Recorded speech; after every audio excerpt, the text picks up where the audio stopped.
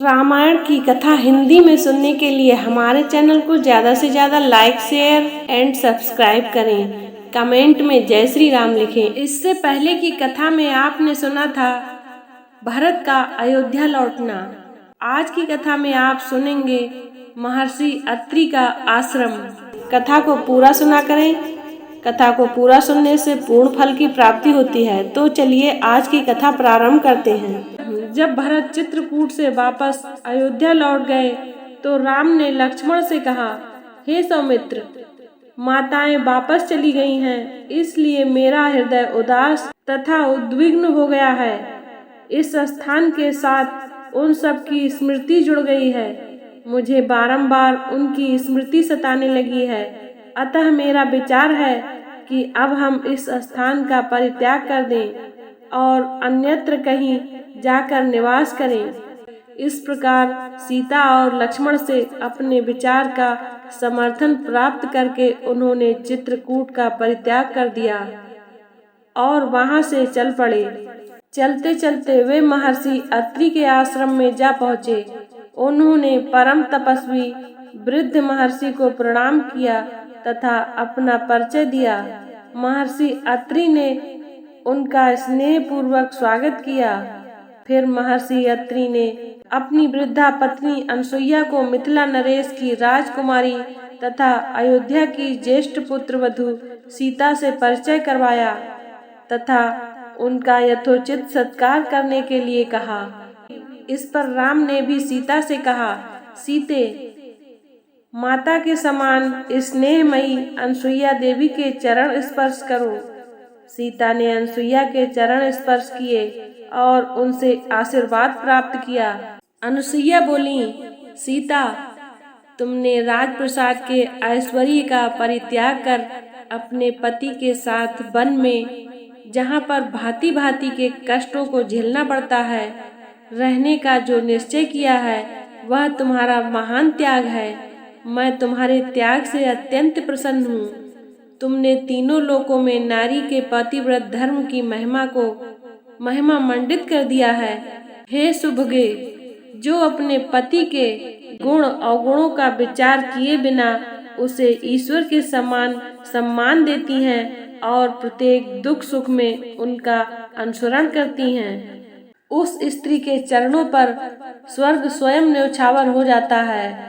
पति चाहे कितना भी कुरूप, दुष्ट चरित्र, क्रोधी और निर्धन क्यों न हो, वह पत्नी के लिए सदैव श्रद्धेय है। उसके जैसा कोई दूसरा संबंध नहीं होता। पति की सच्ची सेवा ही स्वर्ग का मार्ग प्रशस्त करती है। जो स्त्री अपने पति में दुर्गुण को देखती है, उस पर अपना वर्चस्व स्थापित करने के लिए उसके साथ नित्य कलह करती है तथा उसकी अवमानना और उसकी आज्ञाओं की अवहेलना करती है, उसे इस लोक में अवसर तो मिलता ही है, परंतु मृत्यु के पश्चात नरक को भी जाती है।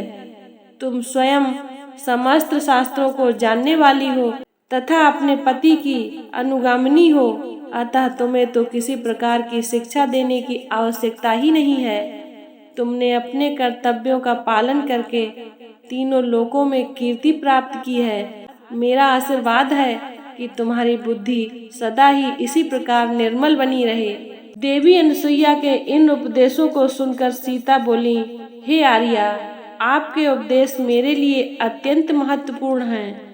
मेरी माता और मेरी सास ने भी मुझे यही शिक्षा दी है कि पति स्त्री का गुरु, देवता और सर्वस्व होता है। अब आपके द्वारा दी गई शिक्षा को भी मैंने हृदयंगम कर लिया है। मैं आपको विश्वास दिलाती हूँ कि पति का अनुगमन ही मेरे जीवन का एकमात्र लक्ष्य है और मैं कभी इस मार्ग से विचलित नहीं होऊंगी। सीता के वचनों को सुनकर अनसुईया ने कहा, पुत्री, मैं तुझसे बहुत प्रसन्न हूँ। अपनी इच्छानुसार कोई वर मांग लो। मैं वनवासिनी अवश्य हूँ, किंतु दैवीय शक्ति से किसी भी मानव की मनोकामना पूर्ण करने में समर्थ भी हूँ। सीता बोली, माता, मैं पूर्णतया संतुष्ट हूँ। आपने मुझ पर जो असीम कृपा की है, यही मेरे लिए यथेष्ट है। इस पर प्रसन्न होकर अनसुईया ने कहा, हे जानकी, तुम सदा सौभाग्यवती रहो। यद्यपि तुमने कुछ भी नहीं मांगा है, तथापि मैं तुम्हें यह दिव्य माला देती हूँ। इस माला के फूल कभी भी नहीं कुम्हलाएंगे। ये दिव्य वस्त्र भी स्वीकार करो, ये न कभी मैले होंगे और न फटेंगे। यह सुगंधित अंगराग भी मैं तुम्हें देती हूँ, जो कभी फीका नहीं पड़ेगा। अनसुईया ने तीनों वस्तुएं सीता को देकर इन्हें अपने सम्मुख ही धारण करवाया। उनके चरणों में सिर नवाकर सीता जी रामचंद्र जी के पास गईं और उन्हें माता अनसुईया के दिए गए उपहार दिखाए। संध्या को सबने एक साथ बैठकर संध्या उपासना की। तत्पश्चात अनसुईया सीता को चंद्र की शुभ्र ज्योत्ना युक्त रात्रि में वन की शोभा दिखाने के लिए ले गईं। फिर आध्यात्मिक चर्चाएं हुईं। अंत में सभी ने मुनि के आश्रम में विश्राम किया। प्रातःकाल जब राम ने अत्रि ऋषि से विदा लिया तो वे बोले, हे रघुनंदन, इन वनों में मनुष्यों को अनेक प्रकार के कष्ट देने वाले भयंकर राक्षस निवास करते हैं, जिनके कारण अनेक तपस्वियों को असमय ही कालवित हो जाना पड़ता है। मेरी इच्छा है कि तुम इनका विनाश करके तपस्वियों की रक्षा करो। राम ने महर्षि की आज्ञा को शिरोधार्य किया तथा उपद्रवी राक्षसों को नष्ट करने का वचन दिया। फिर सीता तथा लक्ष्मण के साथ वहां से दंडक वन के लिए प्रस्थान कर गए। अयोध्या कांड समाप्त हुआ। अब आगे आपको अरण्य कांड की कथा सुनाएंगे। इससे आगे की कथा है अरण्य कांड में दंडक वन में विराट का वध। देखना ना भूलें।